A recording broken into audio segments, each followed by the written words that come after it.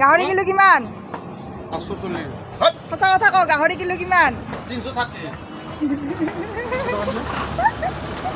এই 200 টকা না দে এই কিবা পৰিলে সৰু সৰু কৰি দিবি একদম স্লাইস পিস মিহি মিহি হ'ব এনেকুৱা এইটো চাই লওক এইটা আমাৰ এইফালে মেলদা তালুকদাৰ তন্তৰ কিটা খাব লাগে বজাৰৰ পৰা গাহৰি লৈ আহিলোঁ বলক গাইছ আমি গাহৰি বনাওঁ এতিয়া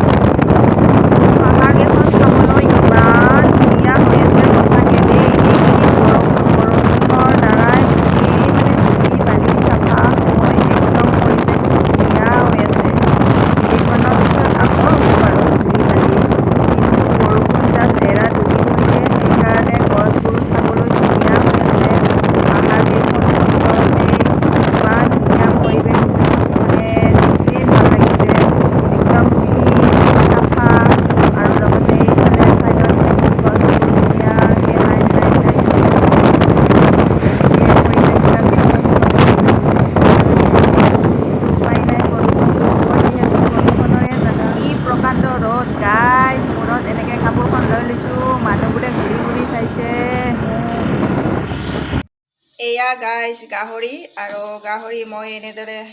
বইল কৰি লৈছোঁ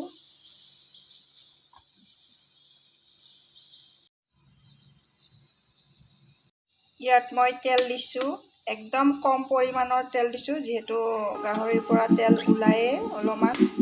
আৰু লগতে মই যিহেতু বইলিংহে বনাম ৰেচিপিখন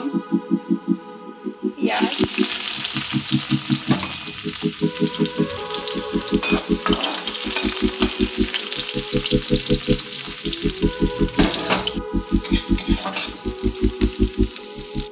আদা নহৰু পেষ্ট এতিয়া ইয়াত দিম বইল কৰি থোৱা গাহৰিখিনি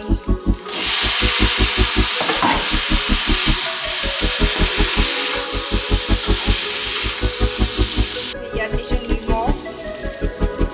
হালধি নিদিওঁ যিহেতু বইলিঙেই হ'ব বইলিঙত যিহেতু হালধি ব্যৱহাৰ কৰা নাযায় তথাপি আপুনি হালধিটো ব্যৱহাৰ কৰিব পাৰে যেতিয়া আপুনি মাংসখিনি গৰম পানীত বইল কৰি ল'ব সেই বইল কৰোঁতেই হালধিখিনি তাত দিব পাৰে তেতিয়া কালাৰটোও মানে দেখিব ধুনীয়া হয় মই এনেকৈ 10-15 মিনিটমান লাৰি দিয়াৰ পাছত এতিয়া মই ইয়াত অকল পানী দিম এই পানী ফুলকৈ দিছোঁ অলৰেডি বইলিং কৰোঁতেতো সিজি গৈছেই তথাপিও এতিয়া আকৌ পানী বেছিকৈ দিছোঁ যিহেতু অকল বইলেই হ'ব এইফালে মোৰ পানীখিনি এতিয়া উতলি আহিছে ইয়াত মই আৰু কিছুমান বস্তু দিম আপোনালোকে চাই থাকিব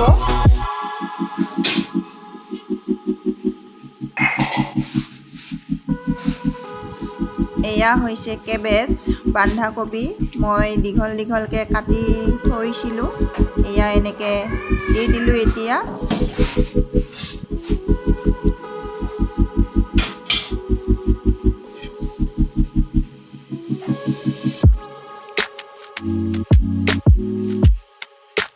তাৰপিছত ইয়াত দিম বিলাহী এনেকৈ বিলাহী কাটি লৈছোঁ বিলাহী টমেটো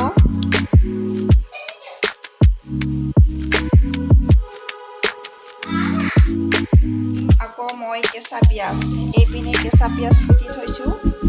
এই কেঁচা পিঁয়াজকেইটা ইয়াত মই দি দিম অনিয়ন স্লাইচ পিচ পিঁয়াজকেইটা মই দীঘল দীঘলকৈ কাটিছোঁ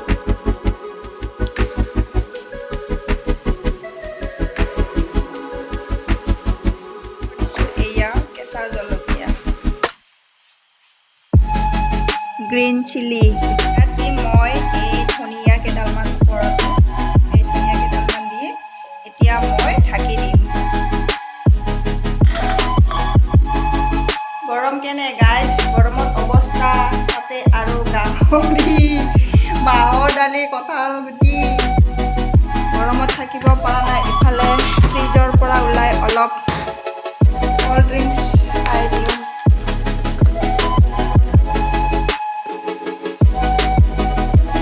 এয়া গাইজ মোৰ আজি পৰ্ক বইলিং ৰেচিপিখন অলৰেডি হৈ গ'ল আৰু আপোনালোকে গমেই পাইছে মই ইয়াত কি কি দিছোঁ। গতিকে মোৰ আজি বইলিং গাহৰিৰ ৰেচিপি ৰেডি।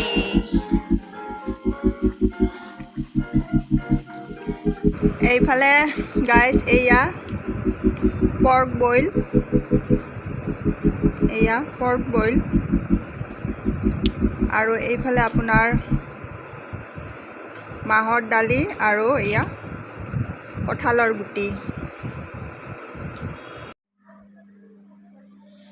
গতিকে মই মাহৰ দালিখন কেনেকৈ বনালোঁ সেইটো যদি আপোনালোকে চাব বিচাৰে মোৰ ইউটিউব চেনেলত দিয়া আছে ভিডিঅ'টো, আপোনালোকে চাব পাৰে। মোৰ লিংকটো মোৰ ডিছক্ৰিপশ্যনত দি থৈ দিয়া আছে, আপোনালোকে চাই ল'ব। লগতে ইফালে খাবলৈ বম টেষ্টি হৈছে, মই টেষ্ট কৰি চাইছোঁ,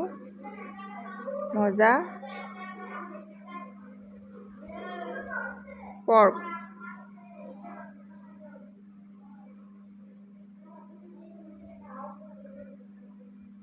আজিৰ কাৰণে